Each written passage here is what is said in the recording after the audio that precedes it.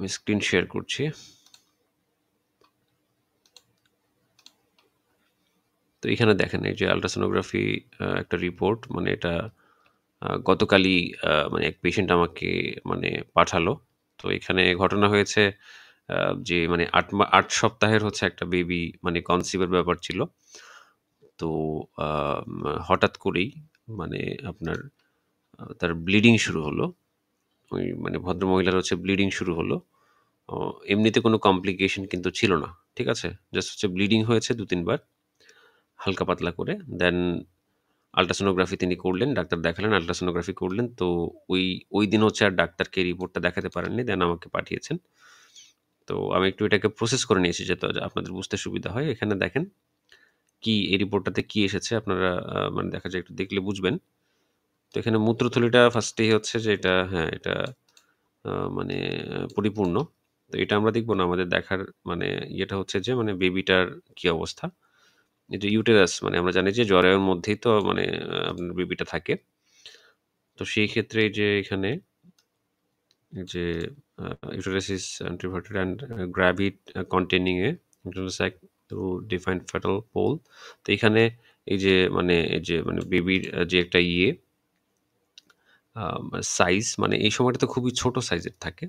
আপনার দেখা যায় একটা সুপারি টাইপের সাইজের হতে পারে এই সময়টাতে। তো মানে 2.5 সেন্টিমিটার। আর এখানে সবচেয়ে যে বিষয়টা পরে মানে গা কাটা দেওয়ার মতো সেটা হচ্ছে যে fetal cardiac activity is absent।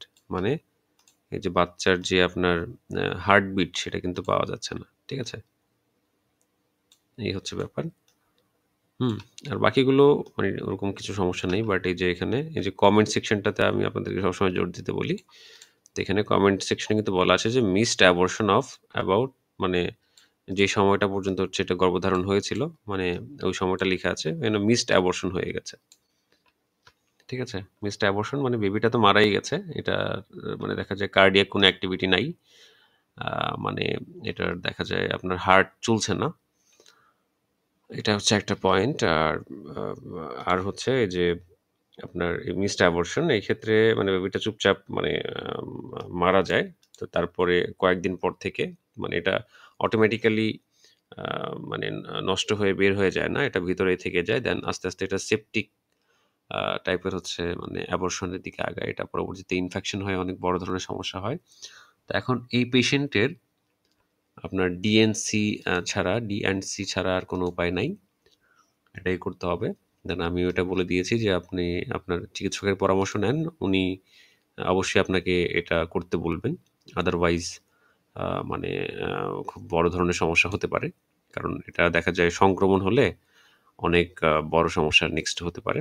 আর এখানে ডি-অ্যান্ড-সি এর ক্ষেত্রে আসলে যেই মানে প্রিকশন গুলো প্রয়োজন, তো শুরুতেই আছে যে আপনার হিমোগ্লোবিন লেভেল দেখা হয়। তো হিমোগ্লোবিন লেভেল যদি দেখা যায় মানে খুব কম হয়, যদি মানে দেখা যায় অ্যানিমিয়ার পেশেন্ট থাকে, আ মা যদি দেখা যায় বা যিনি আমাকে এই রিপোর্টটা পাঠিয়েছেন তার যদি অ্যানিমিয়া থাকে সেই ক্ষেত্রে কিন্তু তার আরো বিপদ আছে। ব্লাড ম্যানেজ করে রাখতে হবে। আম আদারওয়াইজ এই ডি-অ্যান্ড-সি টাও মানে করাটা রিস্কি। তো ডি-অ্যান্ড-সি হচ্ছে এমন একটা প্রসিডিউর যেখানে আপনার এই যে আ এই যে বাচ্চাটা হচ্ছে যে অলরেডি মারা গেছে এখানে।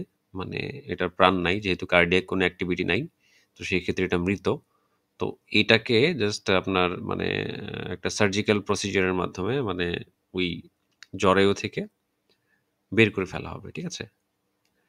তো ইতিমধ্যে মানে আমি উনার সাথে কথা বলেছিলাম। উনি জানিয়েছেন যে আজকে ডাক্তার দেখাতে পারেনি। দ্যাটস ওয়াই মানে দেখা যায় তার মানে পেইনটা আস্তে, আস্তে বাড়ছে। হ্যাঁ, এটা আসলে এটা ধীরে, ধীরে হচ্ছে নষ্ট হচ্ছে। নষ্ট অলরেডি হয়ে গেছে। এটা মানে দেখা যায় যেমন আমাদের বডি মানে আমরা মারা যাওয়ার পর তো স্বাভাবিকভাবে পচে যাবে, তাই না?